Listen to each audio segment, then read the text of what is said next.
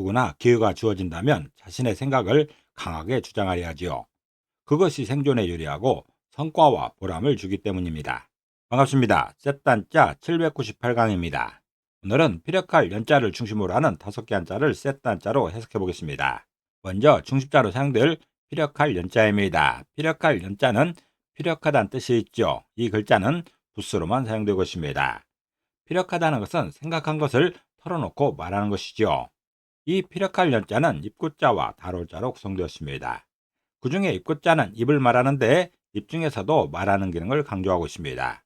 그리고 다롤자는 달을 의미하지만 붓으로 사용되게 되면 몸육자의 대용으로서 몸을 의미하고 있습니다.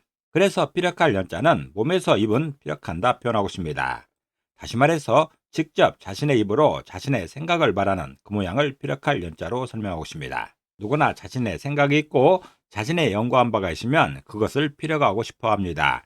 자신의 주장을 하고 싶은 것이죠. 그것도 강하게 자신의 주장을 펼치려는 것이죠. 이게 사람의 본성입니다.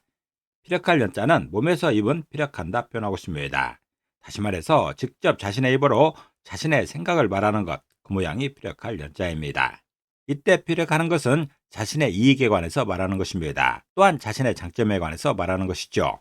중심자인 피력할 연자에 또 하나의 부수를 추가할 때마다 또 다른 한자를 만날 수 있습니다. 이것이 바로 쇠단자입니다. 피력할 연자가 사용된 첫 번째 관련자는 비단견자입니다. 비단견자는 비단을 의미하죠. 비단은 명주실로 짠 광택나는 피력을 말합니다. 가볍고 빛깔이 우아하며 촉감이 부드러운 최고급 옷감이지요. 이 비단견자는 실명자와 피력할 연자로 구성되었습니다.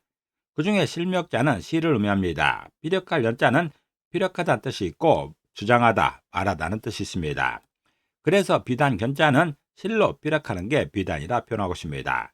다시 말해서 비단은 실로 자신을 표현하는 최고의 방법이라는 그런 설명인 것이죠. 실로 만들 수 있는 최고급 제품이 무엇인가? 비단이라는 그런 설명입니다. 그래서 실이라면 어떤 것이라도 비단이 되고 싶은 것이죠.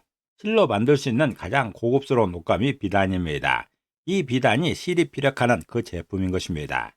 비단견자는 실로 피력하는 게 비단이라 표현하고 있습니다.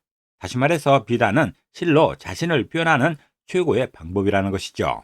사용 단어로서는 연견잔묵이 있습니다. 연견잔묵은 질낮은 비단과 볼품없는 먹이란 뜻이죠. 아주 낡은 글씨나 그림 따위를 이르는 말입니다. 그리고 견사나 견포를 할 때 비단견자가 사용되고 있습니다. 두 번째 관련자는 예쁠연자입니다. 예쁠연자는 예쁘다는 뜻이 있죠. 예쁘다는 것은 생긴 모양이 아름다워서 눈으로 보기에 좋다는 것이죠.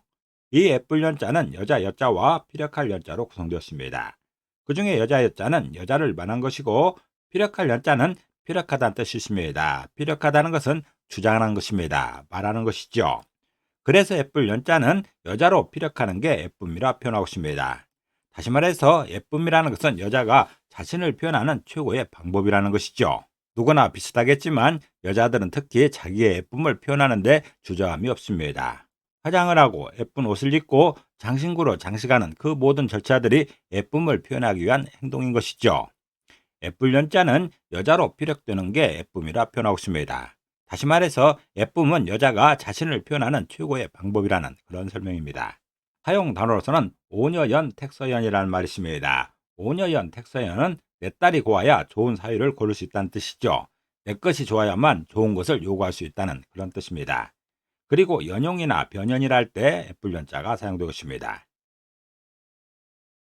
피력할 연자가 사용된 세 번째 관련자는 줄연자입니다. 줄연자는 주다는 뜻이 있죠. 주다라는 것은 물건을 남에게 건네어 가지거나 누리게 하는 것이죠. 이 줄연자는 손수변에 피력할 연자로 구성되었습니다. 그 중에 손수변은 손의 행동 중에서도 적극적 행동으로 해석합니다. 그리고 피력할 연자는 피력하다는 것이죠. 피력하다는 것은 주장하는 것입니다. 말하는 것이죠. 그래서 줄연자는 손으로 피력하는 게 주는 것이라 표현하고 있습니다. 다시 말해서 적극적인 행동으로 자신을 표현하는 최고의 방법은 주는 것이라는 그런 설명입니다. 내가 어떤 행동을 했을 때 남에게 가장 각광받는, 가장 좋게 평가되는 행위가 뭔가 주는 것이라는 그런 설명입니다. 내 것을 남에게 줄 때 남들은 좋아하는 것이죠. 줄연자는 손으로 피력하는 게 주는 것이라 표현하고 있습니다. 다시 말해서 적극적인 행동으로 자신을 표현하는 최고의 방법은 주는 것이라는 그런 설명입니다. 사용 단어로서는 연금침주가 있습니다. 연금침주는 금을 산에 버리고 구슬을 못에 빠뜨린다는 뜻이죠. 재물을 가벼이 보고 부귀를 탐내지 않는다는 뜻입니다. 그리고 출연이나 연납이라 할 때 줄연자가 사용되고 있습니다. 네 번째 관련자는 신의 연자입니다. 신의 연자는 시내를 말하는 것이죠. 시내는 골짜기나 평지에서 흐르는 자그마한 물길입니다. 이 신의 연자는 물수변에 피력할 연자로 구성되었습니다. 그 중에 물수변은 물 중에서도 흐르는 물로 해석합니다. 그리고 피력할 연자는 피력하다는 뜻이 있죠. 피력하다는 주장한다든가 말하는 것을 말하고 있습니다. 그래서 신의 연자는 흐르는 물로 피력하는 게 신해라 표현하고 있습니다. 다시 말해서 신해는 물로 자신을 표현하는 최고의 방법이라는 것이죠.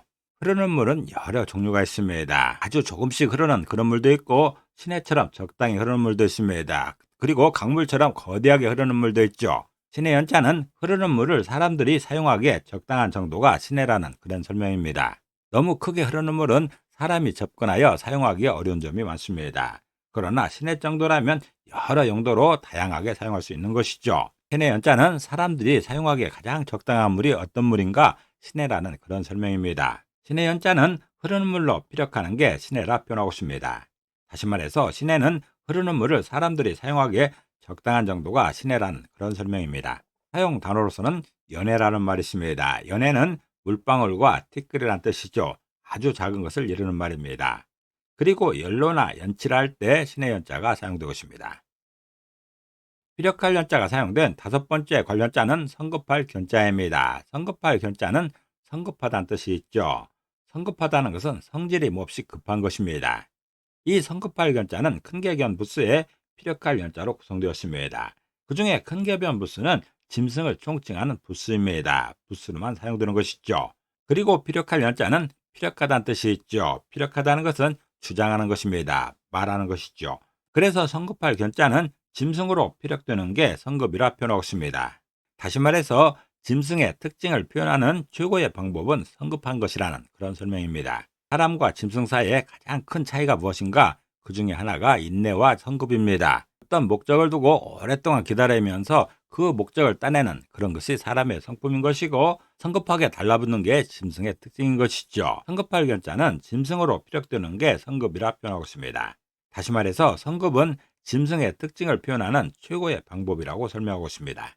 사용 단어로서는 견계라는 말이 있습니다. 견계는 고집이 매우 세고 지조가 굳다는 뜻이죠. 남의 주장을 용납하지 아니함을 비유하는 말입니다. 그리고 견분이나 견급이라 할 때 성급할 견자가 사용되고 있습니다.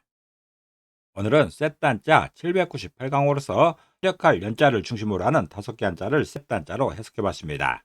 오늘 배운 것을 다시 한번 요약하겠습니다.